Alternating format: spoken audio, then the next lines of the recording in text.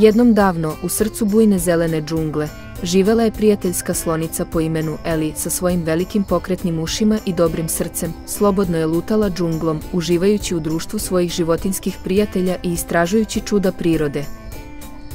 Jednog sunčanog jutra, dok je Eli šetala kroz džunglu, naišla je na grupu šarenih ptica koje su veselo cvrkutale u drvetu.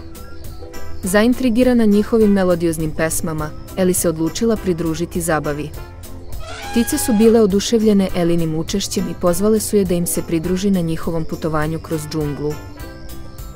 Oduševljena novom avanturom, Eli je rado prihvatila poziv i krenula sa svojim novim pernatim prijateljima. Tokom putovanja, susreli su neposlušne majmune i vesele veverice.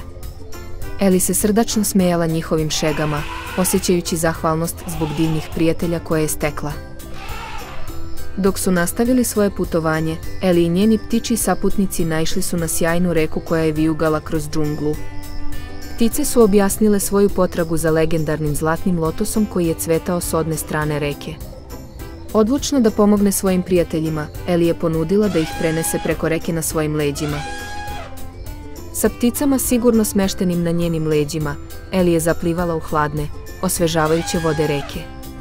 Graciozno je plivala, diveći se lepoti reke i osjećajući zahvalnost zbog prilike da je istraži sa svojim prijateljima. Konačno, stigli su na drugu stranu reke, gde ih je zlatni lotos čekao u svojoj raskoši. Eli se ponosno osmehnula, znajući da je pomogla svojim prijateljima da postignu svoj cilj. Dok su zajedno divili zlatnom lotosu, Eli je shvatila da pravo prijateljstvo ne poznaje granice. I tako, velika avantura Eli slonice došla je kraju, ali prijateljstvo sa pticama trajalo bi celog života. Zajedno su nastavili da istražuju čuda džungle, šireći radost i smeh gde god da su krenuli.